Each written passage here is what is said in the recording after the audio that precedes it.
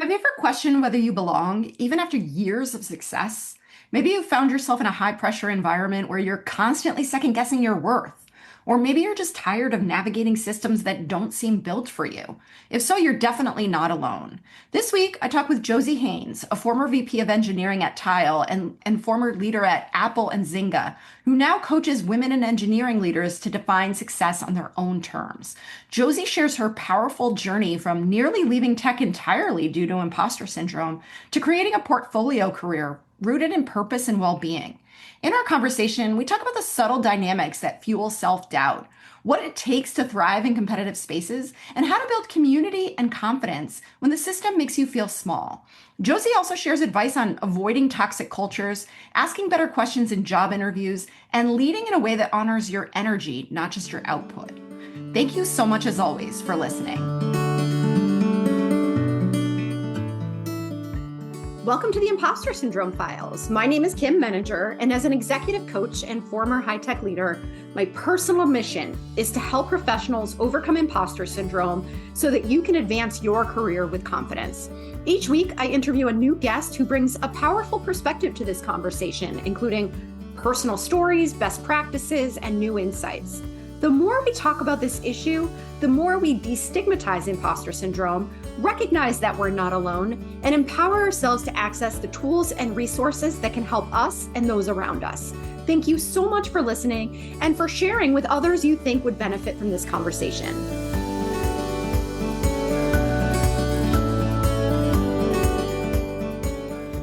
Welcome, Jossie. It's so great to have you here. I'm really excited to chat with you. I'd love to start by inviting you to tell us a little bit about yourself.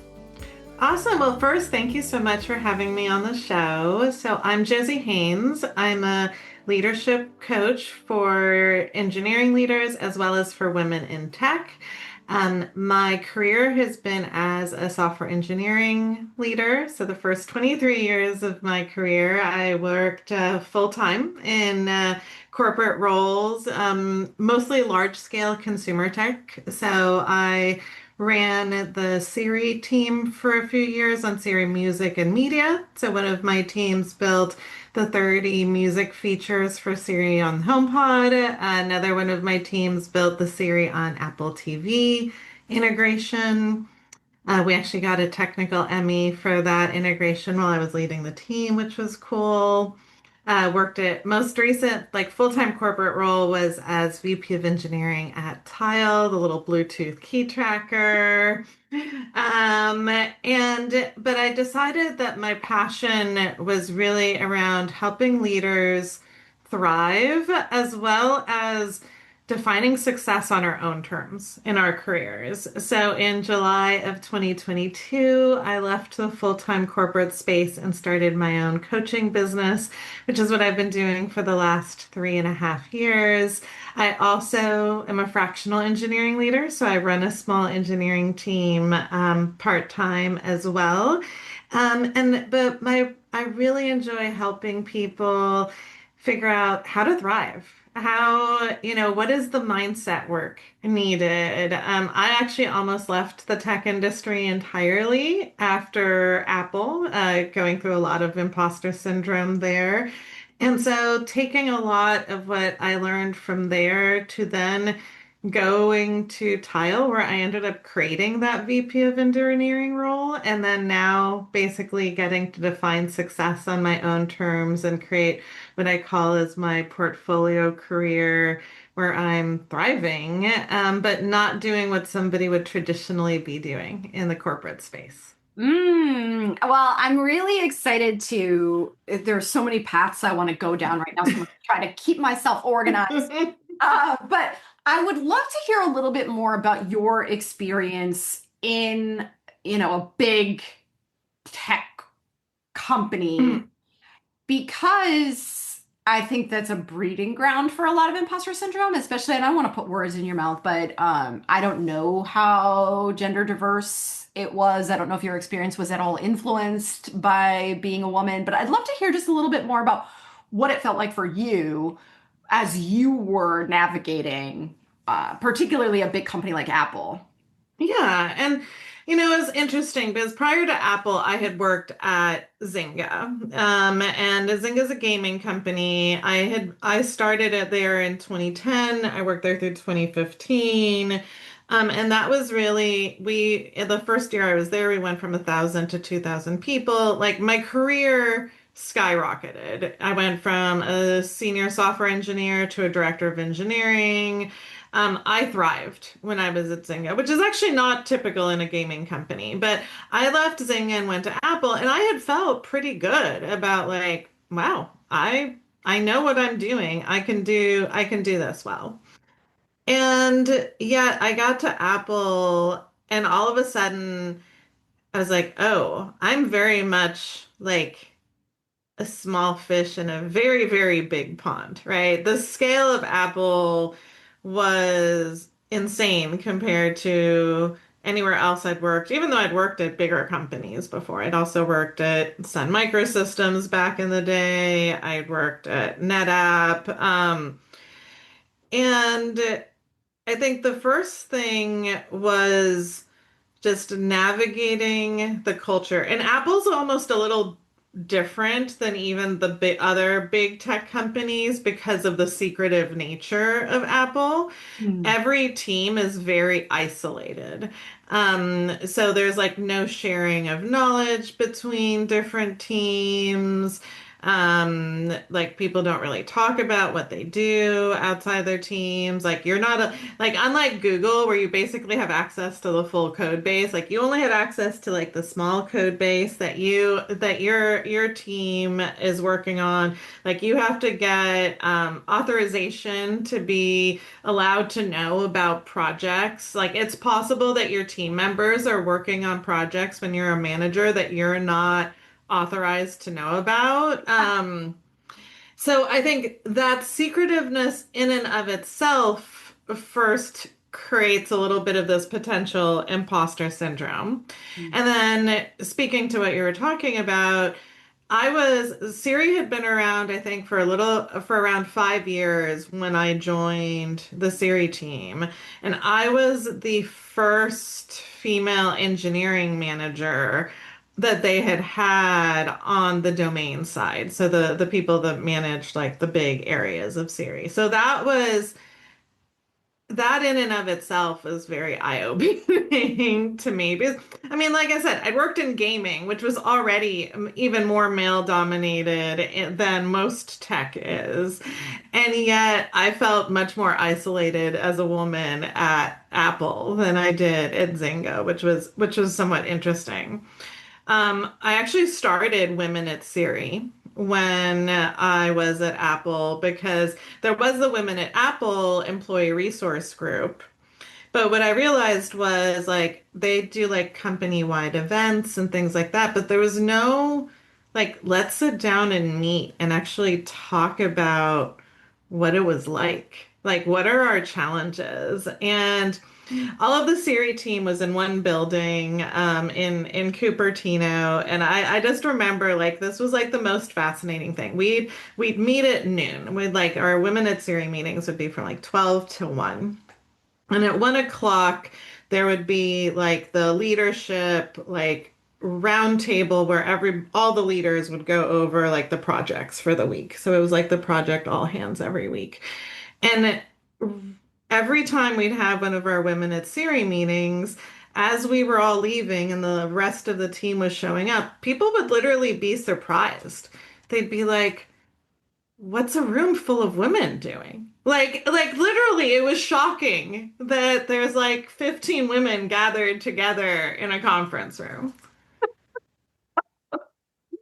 That's so interesting. Yeah, you would never think that if 15 men came out of a conference. Wow. That's really interesting too, the secretive nature that you're describing, because I feel like a lot of that experience with imposter syndrome it is influenced by the environment that you're part of. And, Hmm. if very highly competitive environments tend to trigger more imposter syndrome when you don't feel like you can engage freely with your colleagues and you're comparing yourself to other people. All of these factors can heighten that sense of self-doubt. So what you're describing seems like a perfect breeding ground for. Yes, and it was also very political of like who knew who and who had relationships with who and who went out to like dinner or sports with everybody else. And so it almost started from a just feeling very not included. I mean, I was there for 2 years, and I can most likely have less than 10 times I was invited to lunch Oh, wow. in 2 years, right? Outside of like the first week where people would gather me, then it was just like, okay, you're on your own. And so it just you end up in this echo chamber in your head Hmm. of why are things not working the way I want them to? I also called it just death by a thousand paper cuts, right? It's like the little things that happen on a day-to-day basis. So my technical program manager, who I worked with closely, and we usually attended all our meetings together. And he was a guy. And we showed up to a meeting, and somebody actually assumed that he was the engineering manager. And that was a very common occurrence. Like I would walk into a room, and the assumption was he was the engineering manager. The surprising thing, though, that happened in one meeting was the person who made this assumption actually apologized Hmm. and actually sent me a note afterwards saying, that was an unfair assumption on his part. And it really made me realize just how much I had gotten used to. Oh, people are just going to assume that I'm not the technical one. Hmm. People are just going to assume that I'm not the engineering leader, that I'm the project manager. And I had gotten so used to it that getting an apology was shocking. Yeah. Wow. Wow. I'm not sure what the right word is. I was going to say strange, but it's probably not the appropriate thing to have to get accustomed to, right? Is to having people assume that you're not at the level that you actually are. Hmm. Wow. Yeah. And so yeah, it was lots of little things like that.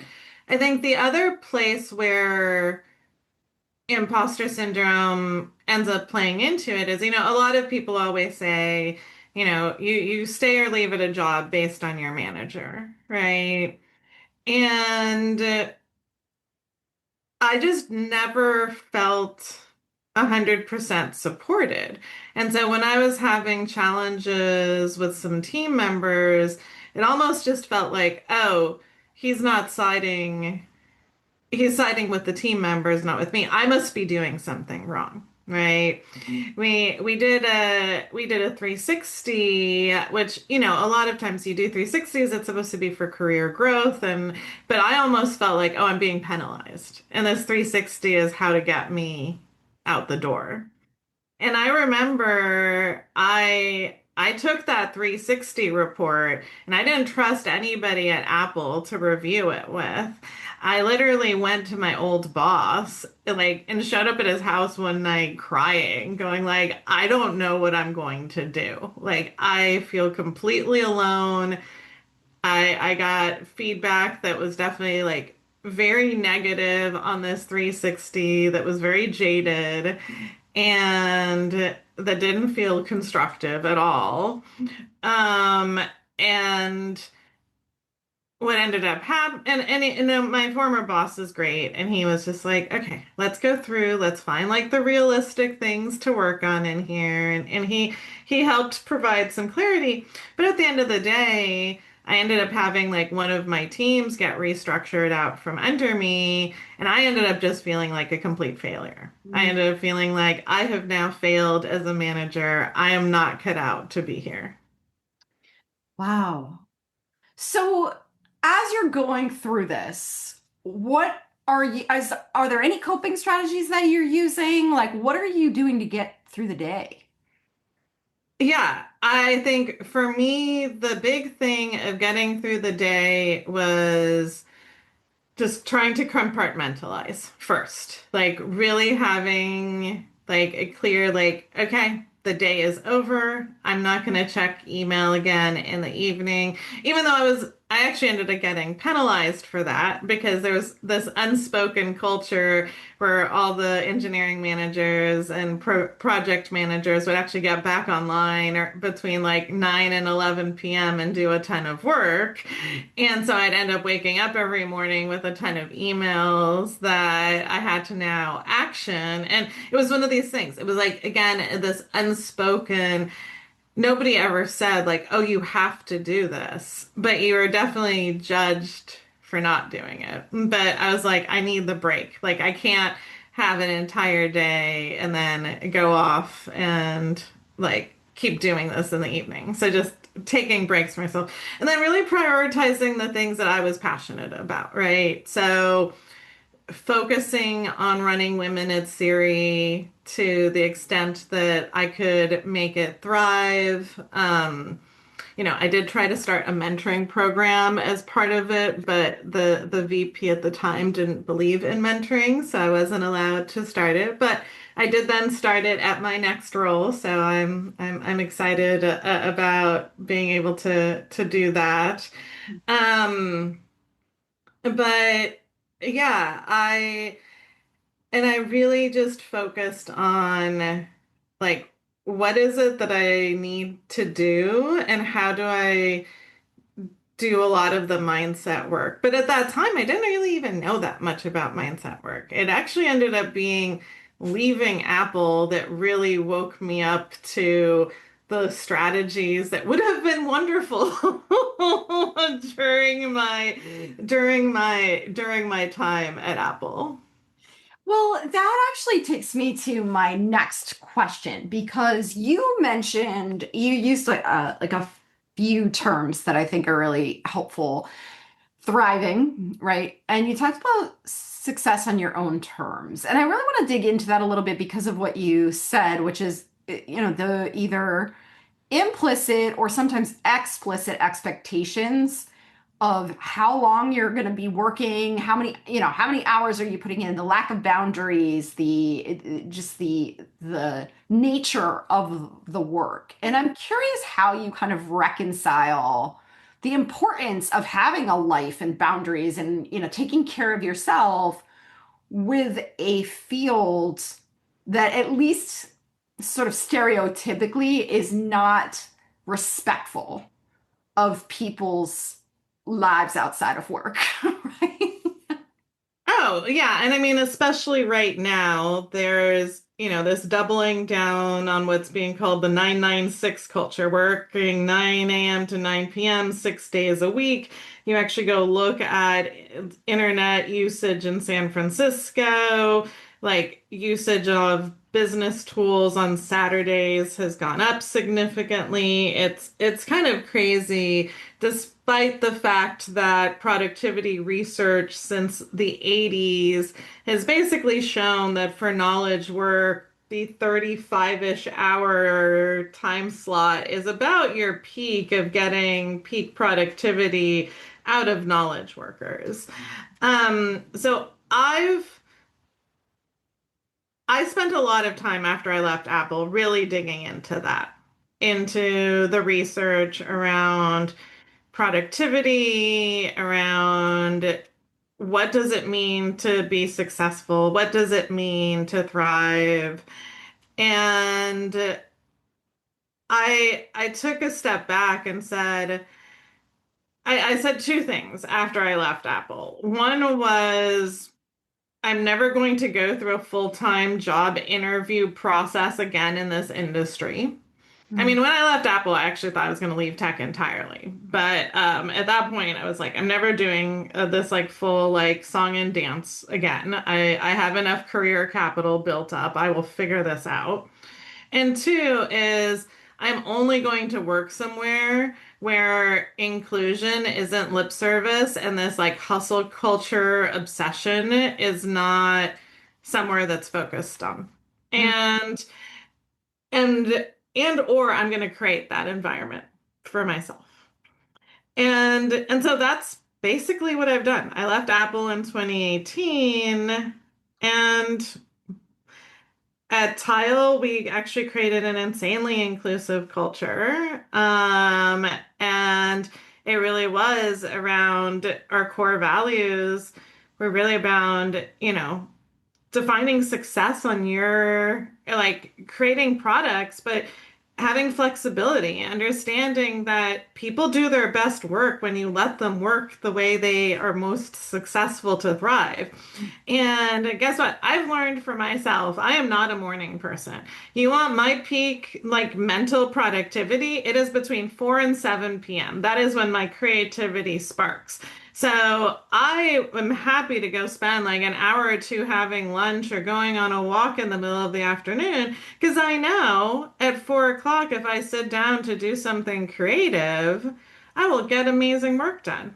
Like one of my favorite roles before I was an engineering leader and when I was a software engineer was back at NetApp, where I usually showed up around 11:30 in the morning. I'd go to meetings until about 5 when everybody else would leave, and I'd get my peak coding done between 5 and 8 p.m. And it was great. I loved it, and I thrived in that environment.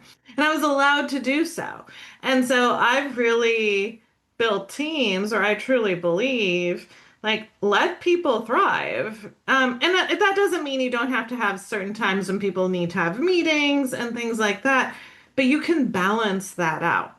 Mm. It's so, it seems so obvious, right? When you look at the research, when you think about just how humans operate, that you are going to get more from your people if you do Hmm. what you're saying. Yet there's still this rigid attachment to this mentality, right? This, delusional belief, right? Do you think, and I'm thinking about how to ask this question, but like, do you think that we just need to avoid certain companies and just go where the values already exist, or do you think it's even possible to try to make change from the inside? So I think it depends, right? I truly encourage folks to, first of all, also depending on where you are in your career, you might make different choices, Hmm. right? 21-year-old Josie is going to made very different choices that aligned with what I wanted to do back then, right? Back then, I wanted to spend more time working, to learn, to get up to speed. Like I had just, I moved here in early 2000 in the middle of the dot-com boom, and I loved just being here and just surrounding myself with people building cool stuff. And I loved that. Then 15 years later, well, guess what? I had to navigate my mom passing away, a bunch of other things. And after that, I realized, hey, I need some time for me. Like it to focus on myself for a little bit and create more of a balance. So I also first think it's also not so black and white of like, let's completely avoid this. Now, there's also the is the culture to the extreme that it is toxic, right? Because I think there's, it's not so black and white of like, hey, there's this hustle desire versus like not. I think it's a spectrum. And so we first need to decide where on the spectrum we're willing to step in right now based on what we're looking to accomplish and where we want to be, what we want to be doing with our careers. And then there's also though looking at I truly believe like you should not put yourself in a toxic environment. And if you accidentally get into one, like you have permission to leave, right? And I think that is like the key, that is one of the key nuances is you can have a culture that hustles where it's been created because everybody actually has this desire to do it themselves because they so believe in the mission and they're so aligned in doing so. But there's also this belief of rest, right? Like when I was at Zynga, we had a very work hard, play hard culture. I joined Zynga the week we took on Facebook. So in 2010, Facebook's growth was basically because of Zynga, and a lot of the games on the platform is what caused Facebook to grow massively. And they started wanting to charge a 30% cut of how much revenue we were making on the platform. And so the entire company pivoted, like literally starting the day I joined, to building a social network internally. And so my first 2 weeks there, I think I was working like 10 to 12-hour days, which is crazy for a new job that you had just joined. But it was so motivating because I watched 1,000 people get behind a mission for 2 weeks to do something to make the company thrive. It wasn't like, let's do this forever. It Yeah. was, we have a specific mission. Let us do this for 2 weeks. And we were regular, when our teams did well, we were rewarded with trips, like team events, right? And I'm not saying like that's always the right balance, but it really was this like you're working hard, and people were working hard because they were motivated to do so, not because somebody was coming and saying to work at this company, you have to work 12-hour days and you have to show loyalty to me, and I'm controlling you. Yes, yes. And it sounds like there was enough rest to make those, high pressure moments more sustainable over, Yes. right? Yes.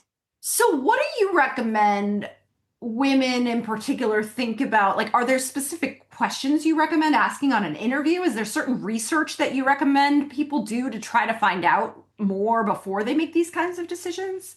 Yes. So I always tell every woman I coach, you have the most power between getting a job offer and signing the job offer. And I mean, not that you can't ask some questions around culture and things like that during the interview. And I definitely recommend asking, like, what is valued? What does success look like here? What are people rewarded for? But during that time period, like once you've gotten an offer, ask to speak to other women on the team who are your peers, who you'd and talk to them about, hey, what's it like to work here? What are some of the challenges? Like, how have you been thriving? Look in your network. Are there people who used to work there? And can you talk to them about, hey, why did you leave? What was it like? And this really goes back to I mentioned network, right? When I left Apple, one of the biggest things I realized was I had not really taken a time to cultivate my network. And that had been part of why I was feeling so isolated, why the imposter syndrome hit so hard, because I didn't have other people to talk to. Despite the fact that I ran women at Siri, I was in a position there where I almost felt like, well, I have to be the strong one for these women. And I didn't have a place where I could get the support. And so one of the biggest shifts I did in my career, and as part of how I've gotten to thriving in my career, was I spent 5 years really building my network. And now I'm at a place where people joke that I somehow seem to know every person in the tech, like all the engineering leaders. Even though that's not the case. But I attended a conference the other day for engineering leaders, and they did like these one-on-one introductions. So I was talking to the guy I was being introduced with, and like every 5 to 10 minutes, some person I knew would come up and give me a hug or say hello. And after this happened for like 45 minutes, he's like, do you know everybody here? And I'm like, no, no, no. I'm like, I know a lot of people, but he's like, are you famous? I'm like, no, I'm okay. Then the next person who comes up, I actually don't recognize them. And he's like, oh, are you Josie? I'm like, yeah. And he's like, I love your LinkedIn posts. And then, so the guy I'm having the one-on-one with is like, yeah, you are kind of famous, Josie.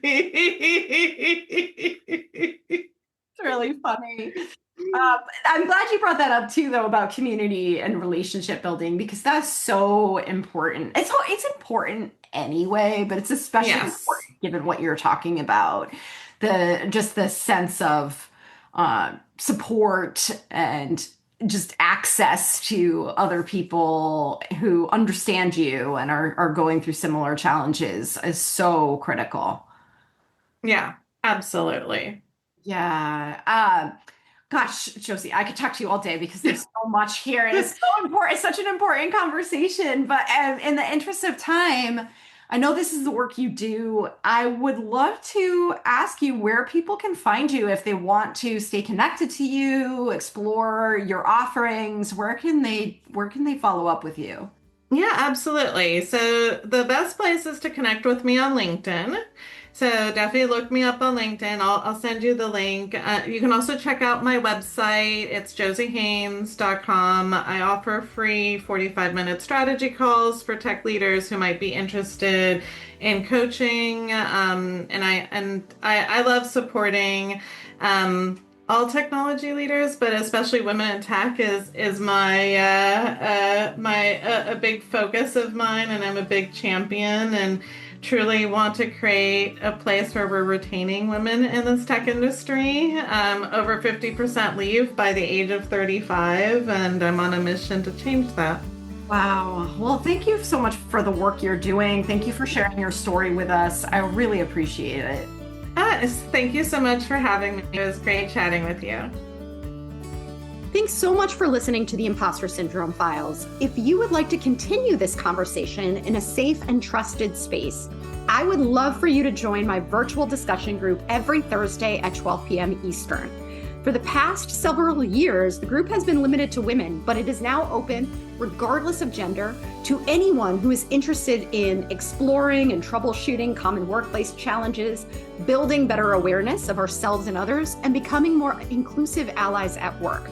Check out the show notes for more info on how to find us, and please join us next week for another episode of the Impostor Syndrome Files.